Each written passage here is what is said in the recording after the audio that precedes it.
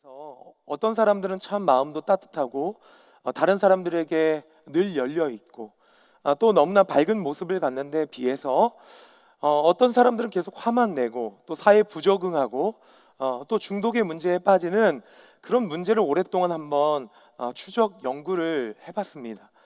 그런데 이런 차이가 왜 나타나냐를 조사해 보니까 결론이 하나가 있었는데 바로 이것이었습니다.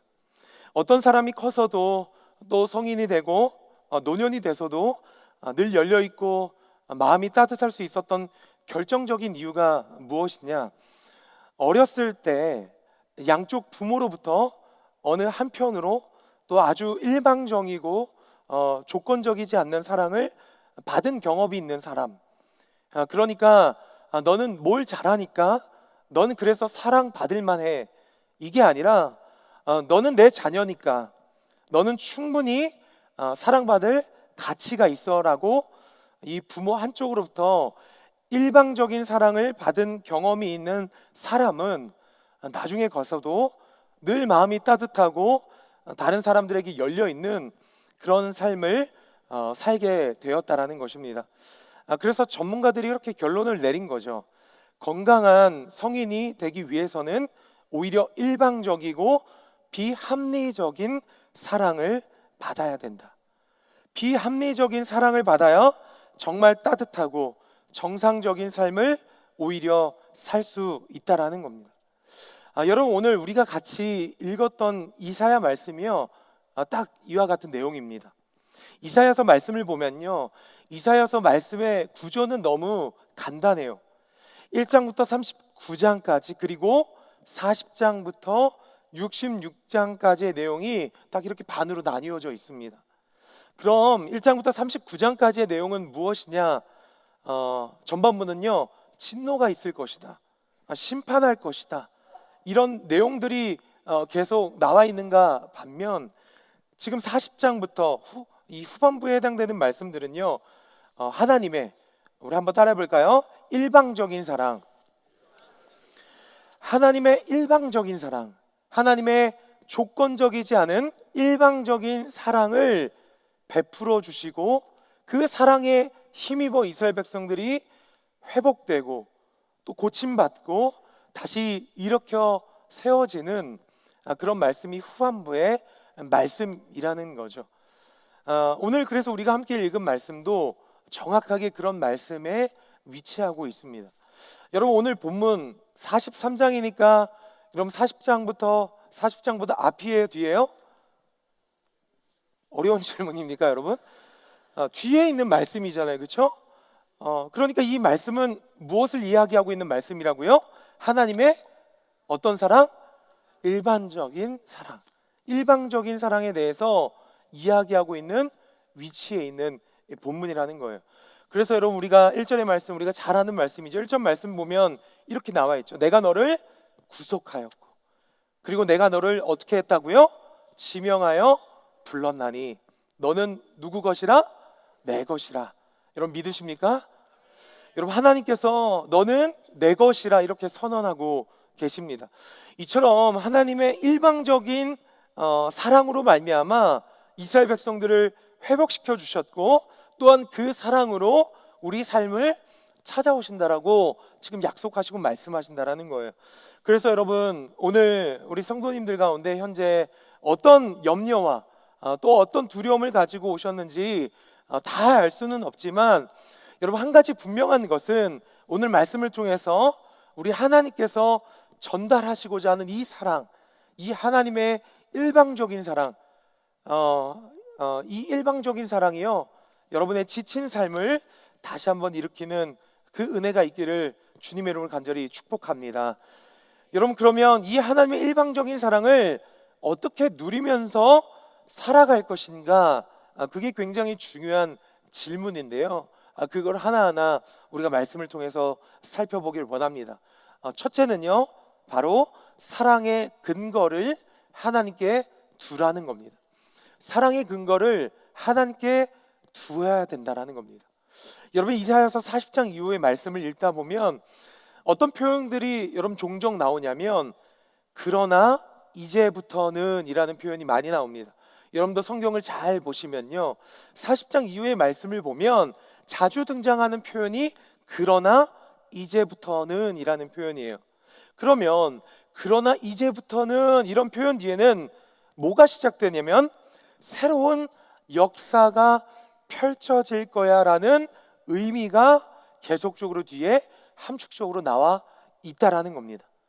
여러분, 오늘 우리가 함께 읽은 이 1절 앞의 말씀도요, 한글 성경에는 희미하게 이렇게 번역이 되어 있지만 사실 이 말씀 1절의 맨 앞에는 무슨 표현이 동일하게 표현되어 있는 거예요?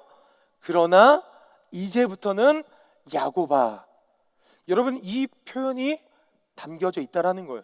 그러니까 이 말씀은요, 새로운 약속, 새로운 변화가 있게 될 것이라는 그런 나타내는 표현이라고 여러분 말씀을 드렸죠. 하나님께서 일으키시는 새 변화, 새로운 놀라운 일이 무엇이냐, 오늘 말씀은 이렇게 나와 있습니다. 우리 1절의 말씀 한번 다 같이 한번 읽도록 하겠습니다. 시작. 야곱아, 너를 창조하신 여호와께서 지금 말씀하시느니라. 이스라엘아, 너를 지으신 이가 말씀하시느니라. 너는 두려워하지 말라. 내가 너를 구속하였고 내가 너를 지명하여 불렀나니 너는 내 것이라. 아멘. 자, 이 말씀을 보면요, 이제 이스라엘 백성들에게 그러나 이제부터는 이제 새 역사가 이제 펼쳐질 건데, 이스라엘 백성들에게 무엇을 통해서 새 역사가 펼쳐질 것이냐, 막 이스라엘 백성들이 갑자기 강해지고요, 그들이 갑자기 포로에 있다가 풀려나고요, 이런 말씀이 아니라는 거예요. 그들의 삶 가운데서 이제 나타나게 될 가장 큰 변화를 나타내는 한 가지 약속이 있는데, 그것이 무엇입니까? 바로 하나님께서 지명하여 불렀고, 이스라엘 백성들은 누구의 것이다? 하나님의 것이다, 내 것이다, 하나님의 것이라는 하나님의 사랑을 확신하게 되는 것. 여러분, 바로 이스라엘 백성들의 삶 가운데 지금까지 없었던 변화를 일으킬 수 있는 가장 강력한 능력이 된다는 사실입니다. 여러분, 제가 지금도 기억이 나는데, 예전에 저희 어머니께서요, 이 화장대에 이 빗을 넣어두는 하나의 어떤 통이 있었습니다. 그런데 이게 굉장히 볼품없는 그런 통이었어요. 그런 물건이었습니다. 신기한 건 이사 갈 때 보면 다른 것들은 다 버리시는데 이 주전자 같기도 하고 항아리 같이 생긴 그걸 꼭 갖고 가시는 거예요. 왜 저걸 갖고 다니시냐? 여러분, 이사를 가면 보통 소중한 것만 남기고 대부분 여러분 버리기 마련이잖아요. 그런데 걔는 끝까지 살아남는 거예요. 그래서 제가 뭔가 봤더니 나중에 알게 된 거예요. 그게 저희 누나가 유치원 다닐 때 직접 만들었던, 구워서 만들었던 도자기였다라는 거예요. 이 본인은 도자기라고 우기는데 제가 볼 때는 도자기는 아닌 거예요. 막 삐뚤삐뚤 생겼고 유약은 다 흘러가고 있고. 그런데 저희 어머니한테는 그게 어떤 가치가 있냐면 어떤 예술적 가치나 외적, 미적 그런 가치가 아닌 거죠. 바로 자기 사랑하는 딸이 직접 만든 하나밖에 없는 가치였다라는 거예요. 그러니까 여러분, 상황은 바뀌죠. 환경은 계속 바뀝니다. 이사를 가요. 다른 것들은 다 내어주는 한이 있어도 그건 결코 변하지 않는 겁니다. 왜요? 사랑하는 딸이 만든 유일한 가치이기 때문에 그렇다라는 겁니다. 여러분, 우리의 삶도 마찬가지입니다. 여러분, 우리의 삶이요, 환경이 계속 바뀝니다. 병이 들기도 하고요, 경제적으로 상황이 좋았다 안 좋았다, 이 문제 저 문제, 늘상 우리의 삶은 언제나 파도 치는 것처럼 여전히 문제가 있을 수밖에 없습니다. 그런데 그 상황 가운데서 내 삶을 지탱할 수 있는 능력이 무엇이냐라는 거예요. 거기서 내 삶 가운데 내가 이룬 것, 왕년에 내가 가졌던 것, 내가 해냈던 것, 여러분, 이런 것들이 아니라는 거예요. 그건 여러분 있다가도 없는 것들이지만 내 인생이 어떤 상황 가운데서도 요동하지 않게 하는 힘, 그것은 바로 내가 하나님께 속해 있다, 하나님이 나를 사랑하신다, 하나님께서 나를 사랑하신다라는 그 변화되지 않는 사실이 여러분 내 삶을 유일하게 지탱하고 유지할 수 있는 사실임을 여러분 믿으시기를 간절히 축복합니다. 그래서 성도님들, 이 사실을 여러분 꼭 기억하셔야 됩니다. 내 삶의 가치는요, 내가 무엇을 이루거나 내가 성취한 것이 아닙니다. 그것은 누구에게 있는 거예요? 바로 하나님께 달려 있는 거예요. 나는 하나님께 지명하여 부른 사람이다. 하나님께서 나를 선택하셨다. 하나님께서 그 아들 예수 그리스도를 나와 맞바꿀 만큼 나는 존귀한 사람이다. 여러분, 이걸 꼭 붙으셔야 되는 거예요. 여러분, 이 확신이 없잖아요. 여러분, 예수 믿으면서도 세상 사람들과 똑같은 기준 가지고 살아가게 되어 있다라는 거예요. 그래서 조금 물질이 있으면 기쁘다가 또 없으면 절망하고, 또 조금 좋은 일이 있으면 그때는 막 주님이 있는 것 같다가 없으면 절망하고 널뛰기 신앙을 하게 된다라는 거예요. 그러나 여러분, 환경과 상황 앞에서 요동하지 않고 끝까지 내 신앙이 한결같이 주님을 향해서 나아갈 수 있는 단 한 가지 이유는 하나님께서 나를 지명하여 부르셨고 나는 누구의 것이다? 하나님 것이다.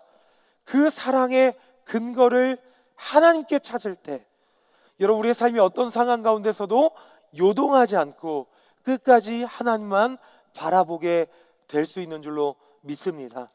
여러분, 바라보기는 오늘 예배 가운데 참석한 우리 모든 성도님들, 주님께서 하신 일, 주님께서 나를 지명하시고 주님께서 나를 부르신 일, 그 일방적인 하나님의 사랑이 내 삶을, 내 중심을 지탱할 수 있는 삶의 능력이 될 수 있기를 주님의 이름으로 간절히 축원드립니다.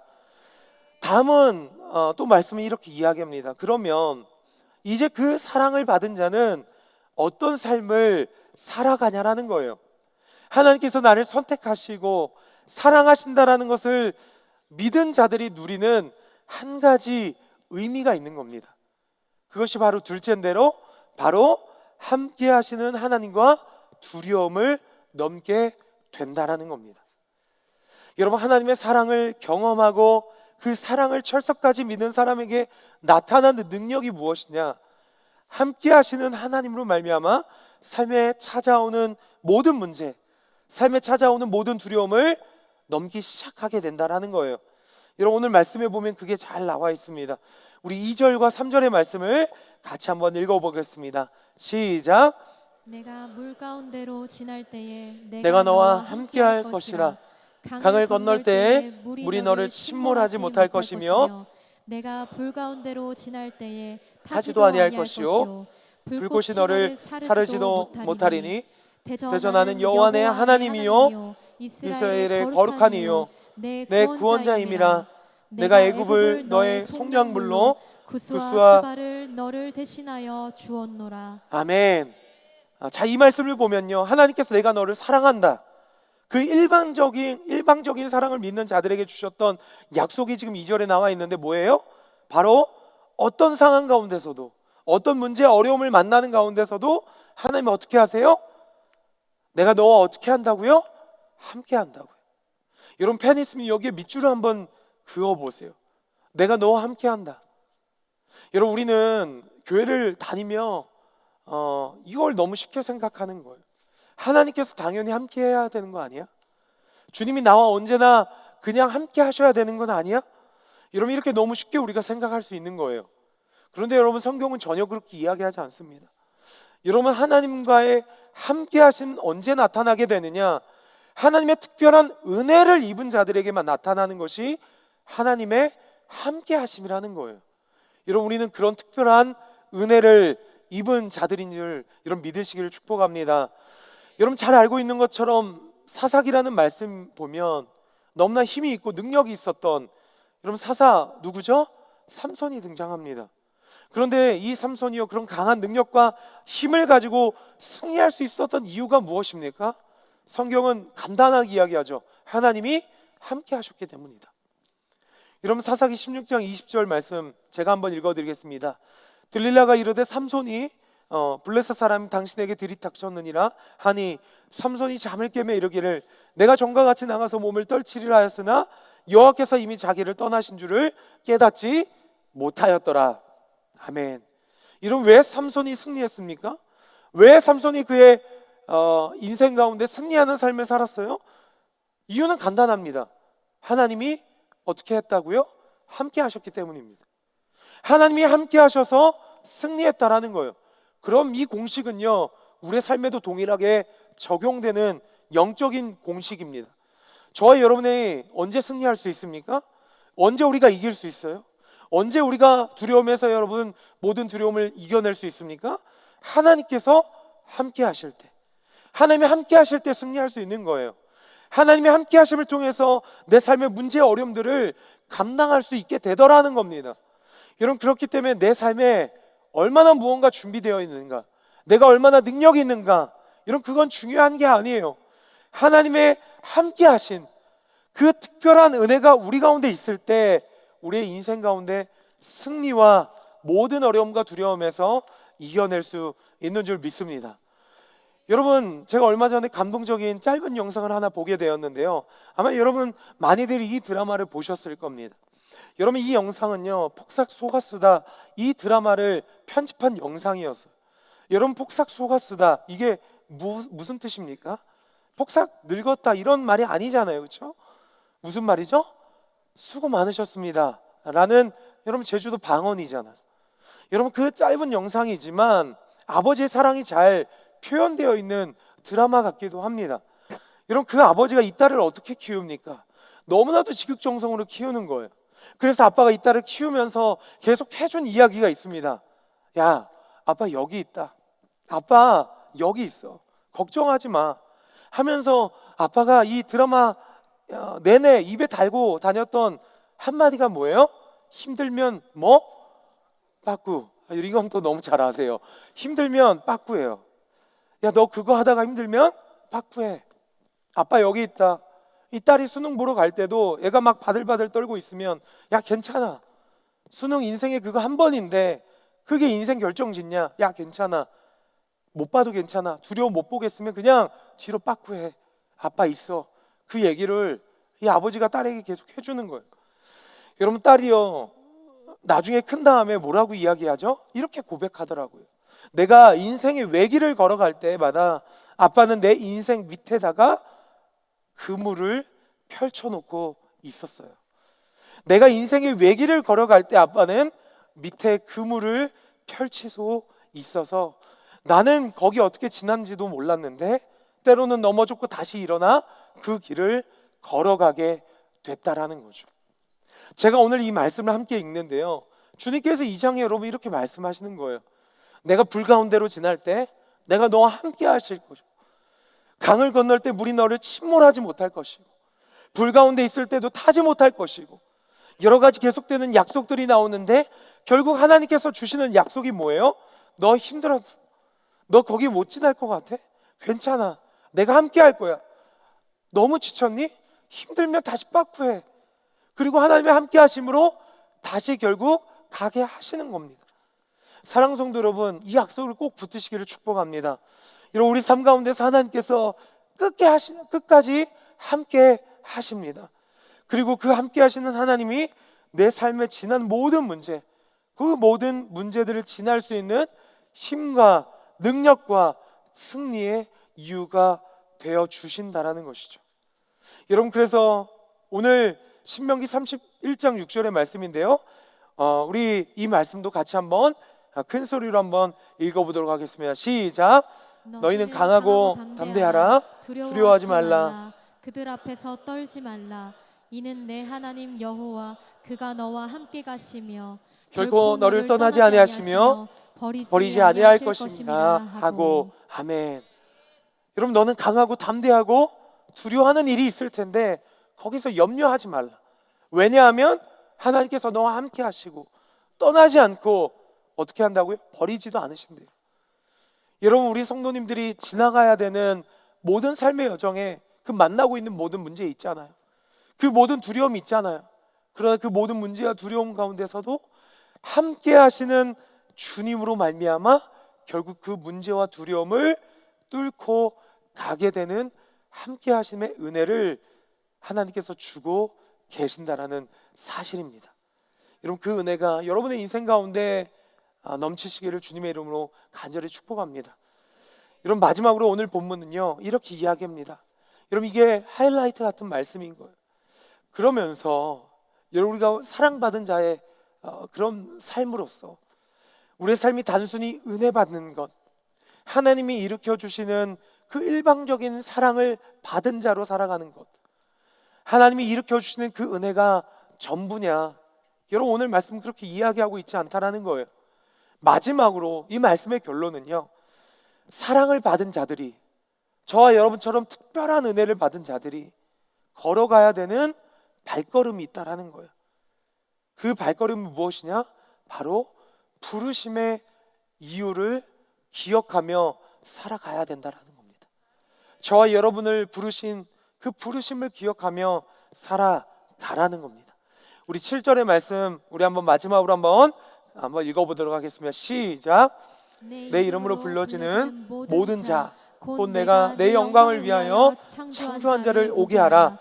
그를 내가 지었고 그를 내가 만들었느니라. 아멘. 여러분, 여기 보면 모든 자 곧 내가 무엇을 위해서요? 내 영광을 위하여, 내가 내 영광을 위하여 창조한 자를 오게 하라. 여러분, 하나님은 지금 무엇을 밝히시냐? 우리의 삶의 목적과 방향이 분명히 있으시다라고 말씀하시는 거예요. 여러분, 우리의 삶 가운데 하나님의 뜻은요, 어려울 때, 힘들 때, 두려울 때 그 상황만을 이겨내는 게 끝이 아니라는 거예요. 하나님께서 그 상황 가운데 일으켜 주시고 그 두려운 상황들을, 그 과정을 지날 뿐만 아니라 거기에는 계획과 뜻이 반드시 있다라는 거예요. 무엇을 위해서요? 하나님의 영광을 위해서라는 거예요. 하나님을 드러내는 삶을 살기 위해서 하나님께서 일방적인 사랑도 주셨고 하나님의 함께 하심이라는 특별한 은혜도 우리에게 베풀어 주셨다라는 거예요. 여러분, 다시 사사기 말씀으로 다시 조금 돌아와 보면요, 우리가 사사기 말씀을 너무 잘 알죠. 12사사들의 내용이 나오고 약 300년 동안 똑같은 내용이 반복됩니다. 이스라엘 백성들이 하나님을 떠나요. 압제를 당합니다. 그들이 또 하나님께 부르짖습니다. 하나님께 또 사사를 보내요. 거기에 또 구원이 임합니다. 그런데 또 지나가면 그들이 다시 죄에 빠지죠. 압제당하죠. 다시 기도하죠. 하나님께 구원해 주시죠. 이것이 계속적으로 반복되는 사사기의 스토리입니다. 여러분, 300년 이상 동안 계속적으로 나타나요. 왜요? 하나님께서 그들을 건져주심의 목적과 이유를 몰라서예요. 그들을 왜 하나님이 건져주시는지, 그들을 왜 하나님이 구원해 주시는지 그 목적을 망각했기 때문이라는 겁니다. 그 건져내심의 목적을 모르니까 계속 같은 신앙의 모습을 그들이 300년 동안 살아가게 된다라는 거예요. 사랑하는 성도 여러분, 우리 신앙도 이럴 수 있다라는 겁니다.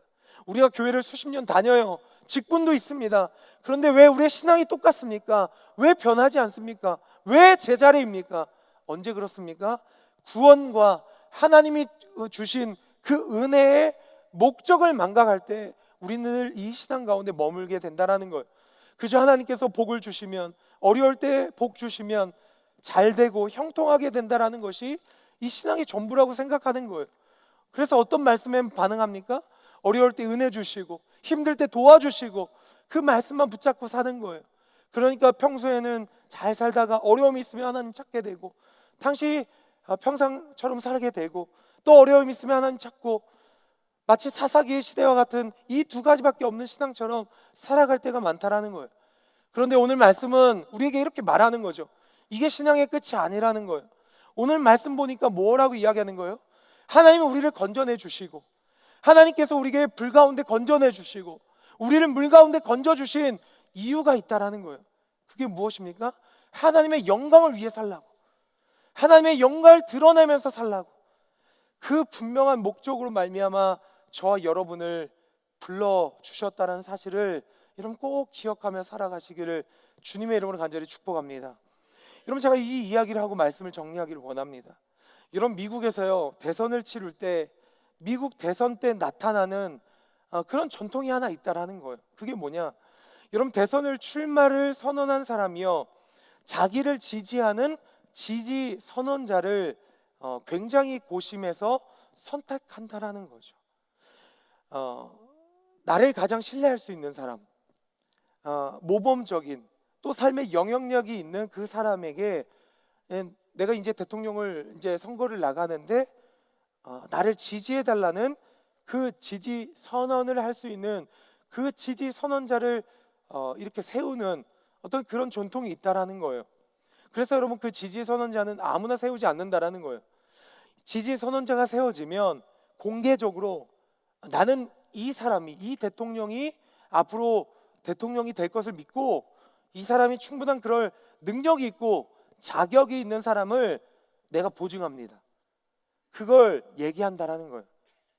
뭘 통해서요?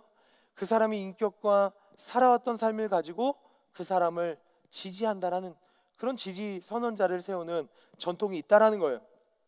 하나님께서 마찬가지입니다. 하나님께서 우리를, 저와 여러분을 하나님의 영광을 위해서 불렀다는 말이 무엇입니까? 하나님께서 이 세상을 이렇게 쭉 보시는 거예요. 하나님께서 이 세상 가운데 찾아보는데 하나님을 위한 지지 선언자, 하나님을 위한 지지 선언을 할 수 있는 사람이 아무리 찾아봐도 나밖에 없다라는 거예요. 우리밖에 없다라는 거예요. 그래서 박 목사, 네가 좀 해주면 되지 않겠냐? 김 집사, 네가 좀 해주면 되지 않겠니? 그것이 우리 하나님의 영광을 위하여 살아간다라는 의미입니다. 여러분, 그래서 우리는 전 삶으로 또 이렇게 전도를 통하여서 하나님을 드러내는 삶을 살아가야 된다라는 거예요. 하나님은 신실한 분이십니다. 하나님이 이 세상을 구원한 분이십니다. 하나님, 우리의 삶 가운데 고난도 허락하시지만 하나님은 선하신 하나님이십니다. 저와 여러분이 이런 지지 선언자의 삶을 살아가야 된다라는 사실입니다. 사랑하는 성도 여러분, 우리 삶 가운데 꼭 기억하시길 바랍니다. 이 부르심을 기억해야 내 인생의 질문이 바뀌게 되는 거예요. 그 전까지는 내가 이걸 통해서 좀 더 얻는 게 뭘까? 내가 이걸 통해서 조금 더 행복하게 될까? 모든 인생의 질문이 다 나에게 초점이 있지만, 그런데 이 주님의 부르신 영광의 목적을 기억할 때 우리의 삶의 질문이 바뀌는 거예요. 뭐라고요? 이걸 통해서 주님이 영광 받으실까? 이걸 통해서 주님이 기뻐하실까? 이걸 통해서 주님이 드러나실까? 여러분, 그런 질문을 가지게 된다라는 거예요. 여러분, 그래서 바로 인생의 바른 목적이 우리의 인생의 질문을 바꿀 뿐만 아니라 그 변화된 질문이 무엇으로 이끕니까? 바로 변화된 삶으로 우리를 이끌 수 있다라는 사실입니다. 사랑하는 성도 여러분, 우리는요, 저와 여러분은 하나님께서 직접 지명하여 부르신 지지 선언자들입니다. 다른 사람도 아니라 우리의 삶으로, 우리의 언행으로, 또 우리의 전도를 통하여서 내가 있는 그곳 가운데서 우리는 하나님은 여전히 믿을 만한 분이시라는 것, 하나님은 살아계신 하나님이시라는 것, 하나님은 구원자이시라는 것을 여러분 증거하는 저와 여러분 되시기를 간절히 축복합니다. 말씀을 정리하죠.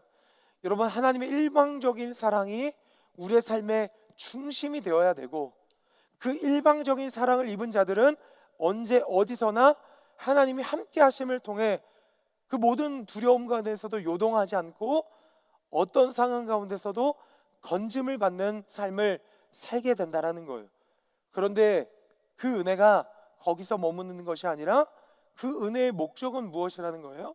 결국은 하나님의 영광을 위하여, 하나님의 영광을 위하여 살아가서 여러분 세상 모든 곳곳에서 나를 보는 모든 사람들에게 하나님 살아계시다, 하나님 신실하시다, 하나님의 지지 선언자가 되어 많은 사람들이 우리가 경험한 그 일방적인 사랑, 조건 없는 사랑을 경험하게 되어지는 우리의 성도님들의 삶, 더 특별히 한 달간의 새생명 축제 기간 동안 펼쳐지고 나타낼 수 있기를 주님의 이름으로 간절히 축복하고 축원드립니다. 아멘.